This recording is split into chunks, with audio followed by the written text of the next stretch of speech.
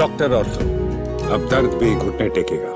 79वें स्वतंत्रता दिवस के मौके पर जहां प्रधानमंत्री नरेंद्र मोदी ने लाल किले के प्राचीर से देश को संबोधित करते हुए राष्ट्रीय स्वयंसेवक संघ यानी कि आरएसएस की 100वीं वर्षगांठ की सार्वजनिक रूप से सराहना की, वहीं इस बयान पर समाजवादी पार्टी के प्रमुख अखिलेश यादव से ये बात सहन नहीं हुई और वो खुद को इस पर कड़ी प्रतिक्रिया देने से रोक नहीं पाए। उन्होंने प्रधानमंत्री नरेंद्र मोदी और आरएसएस पर वैचारिक हमले करते हुए कहा कि आरएसएस बातें भले ही स्वदेशी करता हो, लेकिन उसका मन पूरी तरह विदेशी है। अखिलेश यादव ने भाजपा और आरएसएस पर तंज कसते हुए पत्रकारों से कहा कि ये लोग मुंह से तो स्वदेशी की बात करते हैं, लेकिन मन से पूरी तरह विदेशी हैं। अखिलेश यादव ने यह बयान पीएम मोदी के भाषण के बाद दिया, जिसमें प्रधानमंत्री ने आरएसएस को दुनिया का सबसे बड़ा एनजीओ बताते हुए इस संगठन की 100 वर्षों की यात्रा को राष्ट्र सेवा का प्रमाण कहा था। अखिलेश यादव का यह रिएक्शन प्रधानमंत्री नरेंद्र मोदी के 103 मिनट के भाषण के बाद आया।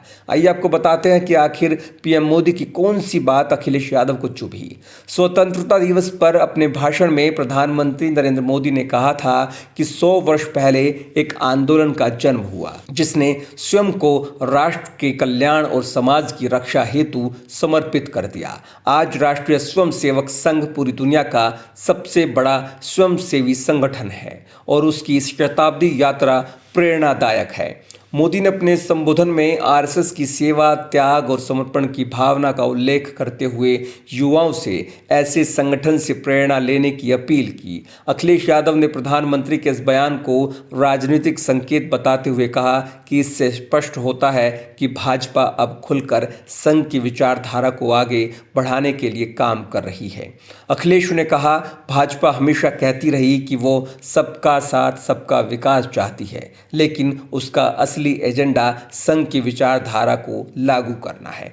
ये संगठन कुछ चुनिंदा लोगों की सोच को पूरे देश पर थोपना चाहता है। इसी के साथ उन्होंने कहा कि देश को अपनी आर्थिक चुनौतियों को लेकर ज्यादा गंभीर होने की जरूरत है। भारत केवल तभी वैश्विक स्तर पर मजबूत हो सकता है जब उसके किसान और युवा सशक्त हो। उन्होंने कहा कि किसान जितना मजबूत होगा, देश उतना मजबूत होगा। युवाओं का भविष्य सुरक्षित होगा, तभी हम विश्व बाजारों से मुकाबला कर पाएंगे। आज हमारे सामने जो वैश्विक चुनौतियां हैं, उनके लिए हमें तैयार रहना होगा। उन्होंने ये भी कहा कि भारत को अपनी सीमाओं की सुरक्षा के साथ साथ आर्थिक सुरक्षा पर भी ध्यान देने की जरूरत है।